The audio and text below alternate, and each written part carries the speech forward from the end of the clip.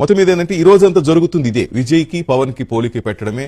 చాలా మంది హర్షించేవాడు ఉన్నారు. ఇప్పుడు మీరు చెప్తున్నట్టుగా అంత అవసరం లేదనే వాళ్ళు కూడా ఉంటున్నారు. మా సార్ ముమ్మాటికి వన్ వర్డ్ లో చెప్తాను, తాను గెలవడానికి విజయ్ గారు పార్టీ పెట్టారు, రాజకీయాల్లో ఎలక్షన్ కి వెళ్లారు ఈ సంవత్సరం.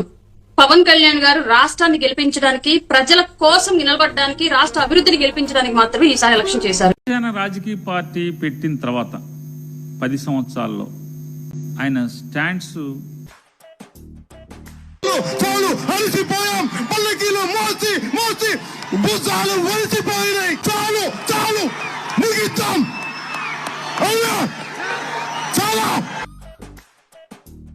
వాళ్ళ కుక్క బిస్కెట్లు పడేసి 15 సీట్లు పడేసి ఇది వాళ్ళ అన్న మాటలు బాధ కలగదా? మనకి కోపం రాదా? మనకి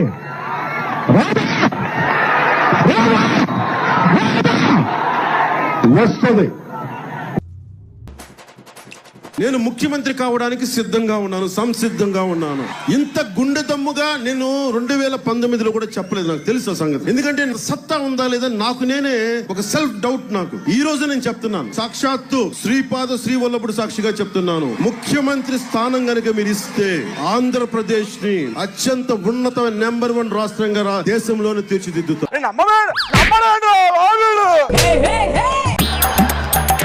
పవన్ కళ్యాణ్ గారు రాష్ట్రాన్ని గెలిపించడానికి, ప్రజల కోసం నిలబడడానికి, రాష్ట్ర అభివృద్ధిని గెలిపించడానికి మాత్రమే ఈసారి ఎలక్షన్ చేశారు.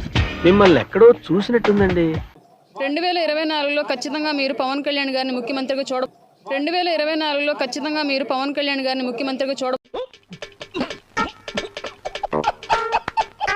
పవన్ కళ్యాణ్ గారు ముఖ్యమంత్రి అవి తీరుతారు.